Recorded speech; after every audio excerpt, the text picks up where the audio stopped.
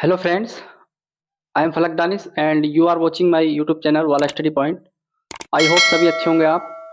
और आज मैं आपके सामने एक नया टॉपिक लेकर उपस्थित हुआ हूँ। टॉपिक आपने थंबनेल में देख लिया होगा। टॉपिक है हमारा ब्लड ग्रुप एबीओ सिस्टम। आपने बहुत बार सुना होगा किसी को कहते हुए कि मेरा ब्लड ग्रुप ए है, मेरा ए पॉजिटिव है, किसी का बी होता है, किसी का ए बी होता है, किसी का ओ होता है। तो ये कैसे डिसाइड होता है और किस तरह से इसका हमें पता चलता है, आज इसके बारे में जानने की कोशिश करेंगे। अगर आपने अभी तक चैनल को सब्सक्राइब नहीं किया तो प्लीज़ चैनल को सब्सक्राइब कर लें और चैनल का लिंक ज़्यादा से ज़्यादा लोगों को शेयर कर दें। आज हम जानेंगे ब्लड ग्रुप के बारे में। Let's start. देखो, मैंने लास्ट वीडियो में आपको बताया था ब्लड ब्लड के कंपोनेंट बताए थे मैंने। कितने कंपोनेंट थे? एक तो लिविंग पार्ट था ब्लड का और एक नॉन लिविंग पार्ट था। लिविंग पार्ट में हमारा क्या था? RBC, second is WBC and third is platelets.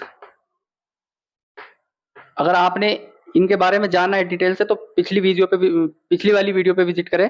इसको मैंने अच्छे से समझा रखा है। आज हम जानेंगे ब्लड ग्रुप के बारे में।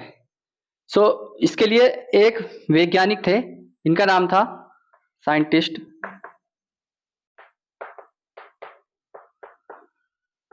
कार्ल लैंडस्टीनर, और समय था 1901 का लगभग। कार्ल लैंडस्टीनर ने ब्लड ग्रुप की खोज की थी सबसे पहले। एबीओ सिस्टम इन्होंने ही दिया था। इन्होंने किस तरह से इसकी इन्वेंशन की? इन्होंने ये ब्लड पे अपना एक्सपेरिमेंट कर रहे थे, ब्लड को जानने की कोशिश कर रहे थे कि मतलब ब्लड ट्रांसफ्यूजन भी हम कर सकते थे कि किसी का ब्लड किसी को चढ़ा रहे थे, लेकिन उसमें से कुछ केसेस आ रहे थे कि कुछ सर्वाइव हो पा रहे थे और कुछ सर्वाइव नहीं हो पा रहे थे। तो उसी के लिए ये ब्लड का अध्ययन स्टडी कर रहे थे।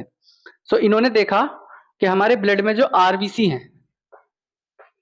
मान लो ये आरबीसी है संरचना, तो इन्होंने देखा कि आरबीसी का जो सरफेस एरिया है ये, इसके ऊपर एक विशेष आकृति नजर आई इन्हें, जो प्रोटीन और कार्बोहाइड्रेट से मिलकर बनी थी।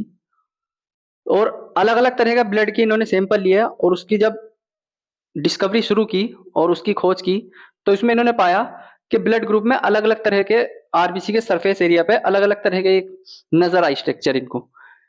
ठीक है, तो इसी को इन्होंने क्या कहा? इसको इन्होंने नाम दिया एंटीजन। इसको इन्होंने कहा कि ये एंटीजन है। एंटीजन क्या है? जो हमारा ब्लड होता है, ब्लड के अंदर आरबीसी होती है। आरबीसी के जो सरफेस एरिया होता है उसके ऊपर प्रोटीन के कुछ कण पाए गए, विशेष प्रकार के प्रोटीन से बने होते हैं ये।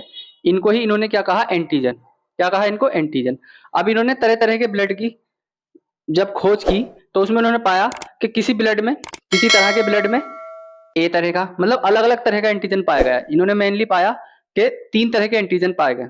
तो इसी का आधार पे इन्होंने एबीओ सिस्टम रखा। अब मैं इधर आपको समझाने की कोशिश करता हूं। अगर यदि एंटीजन इन्होंने किसी एक प्रकार का एंटीजन पाया ए, तो इसको कहा इन्होंने ब्लड ग्रुप ए।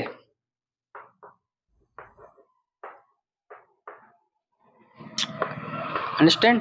इन्होंने अगर एंटीजन किसी आरबीसी की सरफेस एरिया पर ए टाइप का एंटीजन देखा तो उसको कहा इन्होंने ए ब्लड ग्रुप। और किसी पे एंटीजन इन्होंने बी टाइप का देखा तो इसे कहा इन्होंने बी ग्रुप। किसी पे क्या देखा इन्होंने कि आरबीसी पे ए भी है और बी टाइप का भी है, ए एंड बी दोनों देखें तो इसको कहा इन्होंने ए बी ग्रुप। और किसी पे क्या देखा इन्होंने कि किसी आरबीसी के सरफेस एरिया पे कोई भी एंटीजन हमारा नहीं है। जब नहीं है तो इसको कहा इन्होंने शून्य ग्रुप। शून्य ग्रुप। अब चूंकि इसका नामकरण देखो, पहले ए बी अल्फाबेटिक के हिसाब से हो रहा था, तो ए बी शून्य या जीरो इस तरह से कहना सही नहीं लगा, इसलिए इन्होंने इसको कहा ओ ग्रुप। इसको ओ ग्रुप भी कहा। आई होप आपकी समझ आया होगा। ठीक है, यहां तक आपकी समझ में आ गया होगा। अब एक थोड़े से चित्र के थ्रू आपको समझाने की कोशिश करता हूं। मान लो ये आरबीसी है, ठीक है, और इसके ऊपर एक ए तरह का प्रोटीन पाया जा रहा है, ए तरह की संरचना पाई जा रही है जिसको एंटीजन कहा। तो जब ए तरह की संरचना पाई गई तो इससे कौन सा ग्रुप बना? Group A, blood group A. एक आरबीसी का स्ट्रक्चर ये नजर आई आपको, इस पे ए टाइप का प्रोटीन भी पाया जाया और बी टाइप का भी पाया जा रहा। तो इसको इन्होंने कहा, सॉरी चलो ए बी, इसको कहा इन्होंने ए बी ग्रुप। और इसी तरह से एक आरबीसी ये रही हमारी, इस पे हमारा बी टाइप का प्रोटीन पाया गया, तो इसको कहा बी ग्रुप। आई होप आपकी समझ आया होगा। और एक इस तरह की आरबीसी देखी इन्होंने कि उस पर ना तो ए था और ना ही बी था, तो इसको क्या कहा इन्होंने? शून्य या ओ ग्रुप। और ये मेडिकल साइंस में बहुत बड़ी उपलब्धि इन्होंने हासिल की, इसलिए इनको जो विश्व का सबसे बड़ा अवार्ड वो भी दिया गया। ठीक है, सो हम बात कर रहे थे ब्लड ग्रुप के बारे में। आई होप यहां तक आपकी समझ आया होगा। अब चलते हैं अपने नेक्स्ट स्लाइड की ओर।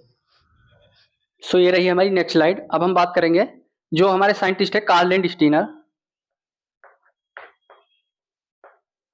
कार्ल एंड स्टीनर, इन्होंने क्या कहा? इन्होंने इसका अध्ययन किया। अभी तो इन्होंने आरबीसी का पार्ट का अध्ययन किया, फिर इन्होंने इसमें देखा कि जो हमारा प्लाज्मा वाला पार्ट होता है उसमें भी कुछ प्रोटीन के अणु पाए गए, उसको इन्होंने एंटीबॉडी नाम दिया। क्या कहा इन्होंने? एंटीबॉडी।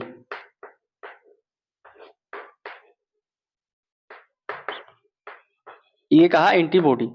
तो इसमें इन्होंने देखा कि अगर एंटीबॉडी ए टाइप का है, सॉरी एंटीजन अगर ए टाइप का है तो एंटीबॉडी उसके विपरीत है, बी टाइप की है।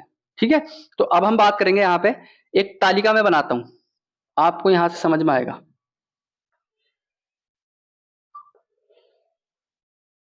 देखो यहां पे हमने ले लिया ग्रुप, और यहां पे लिया हमने एंटीजन, और यहां पे लिया हमने एंटीबॉडी। ठीक है, अगर ग्रुप हमारा ए है, ए ग्रुप है, तो ए ग्रुप में एंटीजन क्या है? ए है, और एंटीबॉडी क्या होगी? इसके विपरीत बी, और एंटीबॉडी को इन्होंने स्मॉल लेटर से दर्शाया था। समझ आई बात यहां तक? ए ग्रुप में एंटीजन ए, एंटीबॉडी बी। इसी तरह से बी ग्रुप में, बी ग्रुप में एंटीजन क्या होगा? बी होगा, क्योंकि ग्रुप का नाम ही एंटीजन के आधार पे पड़ा है, जो एंटीजन है हमारा वही ग्रुप है। और एंटीबॉडी क्या होगी? इसमें ए टाइप की होगी। आई समझ में बात? इसी तरह से अगर ब्लड ग्रुप हमारा ए है, ए बी है, तो इसमें एंटीजन कौन कौन सा है? ए एंड बी दोनों। ठीक है, और एंटीबॉडी क्या होगी इसमें बताओ? इसमें एंटीबॉडी कोई सी नहीं होगी, एंटीबॉडी होगी इसमें शून्य। ना तो इसमें ए टाइप की एंटीबॉडी होगी और ना ही बी टाइप की एंटीबॉडी होगी। और ग्रुप अगर हमारा है शून्य या जीरो, ठीक है, तो इसमें हमारा एंटीजन कोई नहीं होता, कोई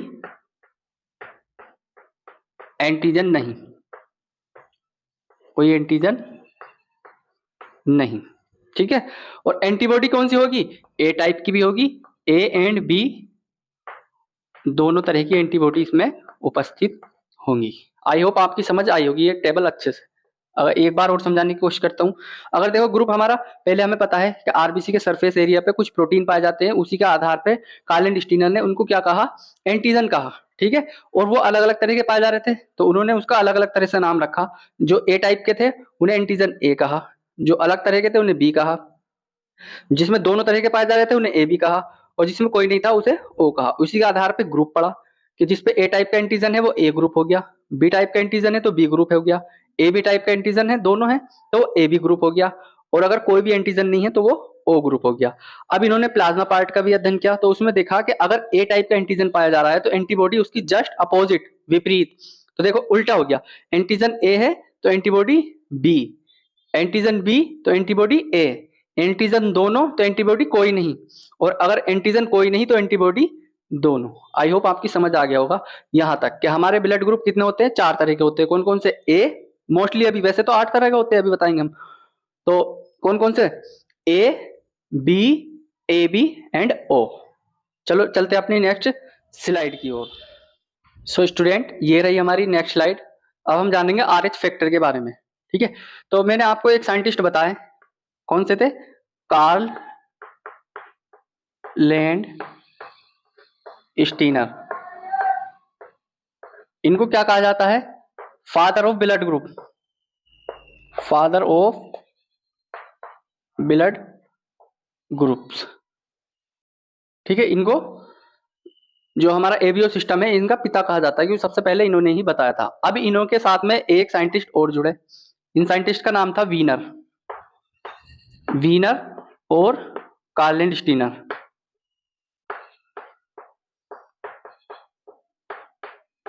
ये आपस में दोनों ने जुड़ के स्टडी प्रारंभ की इसकी ब्लड की, और इन्होंने एक अन्य फैक्टर का पता लगाया, प्रोटीन के कुछ विशेष तत्वों का पता लगाया, जिसे RH फैक्टर कहा। अब ये RH फैक्टर क्यों कहा? एक रीसस, ये क्या है? ये एक प्रजाति है, किसकी है? ये बंदर की। ठीक है, एक रीसस प्रजाति का बंदर था। सबसे पहले उन्होंने उसका ब्लड का सैंपल लिया और उसमें देखा RH फैक्टर को, कि प्रोटीन के कुछ कण पाए गए। ठीक है, तो उसको इन्होंने कहा रीसस से RH ले लिया। अब चूंकि हम कहते हैं कि हमारे पूर्वज भी बंदर थे, तो फिर उन्होंने हमारे ब्लड का भी अध्ययन किया, तो उसमें पाया गया कि हमारे ब्लड के अंदर भी RH फैक्टर मौजूद है। ठीक है, RBC के सरफेस एरिया पे मौजूद है। तो इसी के आधार पे पहले father of blood group Karl Landsteiner ने 4 तरह के ब्लड ग्रुप बताए थे हमें, ए बी एंड ओ। अब जिसमें RH फैक्टर के आ जाने से हमें पता चला कि ब्लड ग्रुप 4 नहीं 8 तरह के हो सकते हैं। कैसे हो सकते हैं? देखो, अगर RH फैक्टर मौजूद है तो उसे प्लस कह दिया इन्होंने, और मौजूद नहीं है तो उसको माइनस कह दिया। जैसे ग्रुप हमारा ए है, ब्लड ग्रुप ए है, और उसमें अगर RH फैक्टर भी मौजूद है तो वो ए पॉजिटिव हो गया। ठीक है, आपको देखिए एक फिगर की तरह समझाने की कोशिश करता हूं मैं। ठीक है, ये RBC है हमारी, इस पे हमारा एंटीजन पाया गया ए। ठीक है, तो एंटीजन जब ए पाया गया और RH फैक्टर भी पाया जा रहा है, इस पे दोनों पाया जा रहा है, तो इससे क्या बना? ए पॉजिटिव। ठीक है, अगला देखो, इसी तरह से हमारा एंटीजन ए, ठीक है, और RH में लिख दो RH माइनस, RH नहीं, माइनस से मतलब नहीं, तो ये कैसा हो जाएगा? पॉजिटिव है, प्लस है, और माइनस नहीं है, तो ये हो जाएगा ए निगेटिव। ठीक है, इसी तरह से देखो, ये हो गया हमारा ब्लड ग्रुप बी। अगर यहाँ पे बी एंटीजन बी है तो ब्लड ग्रुप बी हो गया, और अगर RH प्लस है तो ये कौन सा बना? B plus, B positive. और अगर बी तो है ही और RH इस पे नहीं है, तो ये कौन सा हो गया? B negative. इसी तरह से देखो, अगर हमारा ए टाइप का भी पाया जा रहा है एंटीजन, बी टाइप का एंटीजन भी पाया जा रहा है, और RH भी पाया जा रहा है, तो इसमें कौन सा बनाए हो? RH प्लस है तो ए बी प्लस बना। और इसी तरह से देखो, हमारा ए पाया जा रहा है एंटीजन, एंटीजन बी पाया जा रहा है, लेकिन RH फैक्टर इसमें नहीं है, तो क्या बना? A B negative. I hope आपकी समझ आया होगा। इसी तरह से ओ को देख सकते हैं हम। ओ में देखो, ना तो ए पाया जाता है, मैं इसके आगे क्रॉस लगा देता हूं, ना तो ए है ना ही बी है। ठीक है, लेकिन RH है इसमें, RH प्लस है, तो ये कौन सा बनेगा? O positive. इसी तरह से देखो कि इसमें ए नहीं है और बी भी नहीं है और RH भी नहीं है, तो ये कौन सा बनेगा? O negative. तो इस तरह से हमारे 8 तरह के ब्लड ग्रुप हो सकते हैं। अब मैं इसको एक टेबल के थ्रू आपको समझाने की कोशिश करता हूँ, पूरा डिटेल से अच्छे से समझ आ जाएगा। सो चलते हैं नेक्स्ट स्लाइड की ओर। सो गाइस, ये रही हमारी नेक्स्ट स्लाइड। अब हम बात करेंगे, देखो यहाँ पे पूरी तरह से समझने की कोशिश करेंगे। हमारा ब्लड है, ब्लड के अंदर RBC है, RBC के सरफेस एरिया पर एक तरह का प्रोटीन पाया जा रहा है, जिसे अलग अलग तरह से हो सकता है वो, जिसको एंटीजन कहा गया। प्लाज्मा के अंदर भी उस एंटीजन के विपरीत एक प्रोटीन का तत्व पाया गया, जिसे एंटीबॉडी कहा गया। एंटीजन एंटीबॉडी दोनों एक दूसरे के विपरीत होती है। सो अगर देखो, अगर एंटीजन पाया गया हमारा ए तरह का, अगर एंटीजन ए है तो एंटीबॉडी क्या होगी बताओ? उसके विपरीत उल्टी बी होगी। समझ गए? और RH फैक्टर अगर मैं लिख लेता हूं प्लस, अगर मौजूद है, हाँ, इसे क्या कहेंगे? हाँ। तो मैंने आपको बताया था कि ब्लड ग्रुप जब एबीओ सिस्टम, अभी थोड़ी देर पहले बताया, एबीओ सिस्टम एंटीजन के आधार पर पड़ा है। जो एंटीजन है वही सिस्टम, वही हमारा ग्रुप है, ब्लड ग्रुप है। तो एंटीजन ए है तो ब्लड ग्रुप ए, और RH फैक्टर भी है मौजूद, तो इसे कहा हमने ए पॉजिटिव। आई होप आपकी अब समझ आ चुका होगा। अब देखो, इसी तरह से देखो, अगर हमारा एंटीजन ए है, एंटीबॉडी इसमें क्या होगी, बी होगी, और आर एच फैक्टर इसमें नहीं है, मौजूद नहीं है, तो इसे ही क्या बोलते हैं हम, ए निगेटिव। आई होप आपकी समझ आया होगा। अब दूसरे नंबर का देखो, अगर एंटीजन हमारा बी है तो ब्लड ग्रुप भी बी होगा, और एंटीबॉडी क्या होगी इसके अगेंस्ट, ए टाइप की होगी।